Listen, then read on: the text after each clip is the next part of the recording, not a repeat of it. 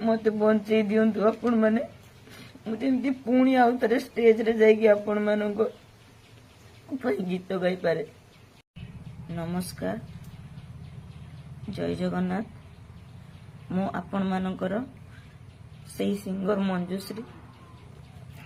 मु आपण माने तो जानी मु तुलसी रे विगत 4 वर्ष लानी काम करुथली, किंतु एई वर्ष स्टार्टिंग रु मो देह टिके प्रथम खराब है, जहाँकि मु प्राय टाइम मो देह खराब रहा।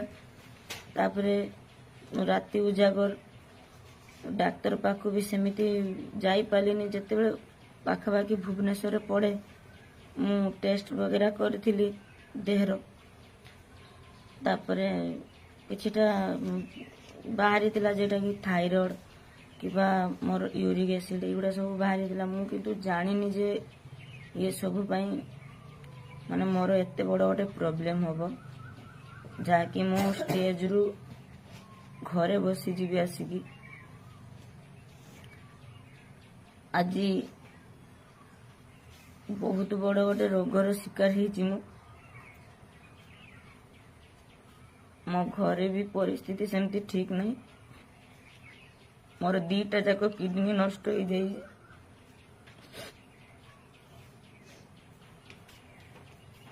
डॉक्टर कहते ट्रांसप्लांट हेले जाई कि बंचिबो नले नाही। एबे ट्रांसप्लांट करबा पई मो पाखे एते भी सक्षम नहीं, कहीं ना मो यात्रा रु छुट्टी नेलिनी। जनवरी रु आसिक ट्रीटमेंट होची, डायलिसिस चलती। एमती बहुत पैसा पड़ेलानी। बाबा भी नहांती मोर घरे, सेमती कि रोजगार करिक जे मते डाक्टर का देखेबो कि पैसा खर्च करिवो सेमती नाही। मु जेतिक निजे रखिथिले सेतिक मो पैसा सारी सारिलेनी।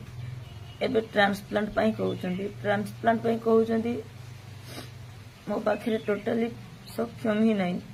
बंचिबा को कार आशा नहीं, समस्त अच्छी।